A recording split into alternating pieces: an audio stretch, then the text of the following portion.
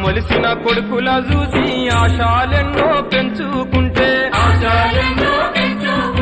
చదువుకొని గొప్పోళ్ళయి సాతారని కలలు గంటే కన్నందుకు కంటి పాపల కాటికైనా మోయాకుండా గుండె కోత మిగిలిపాయతే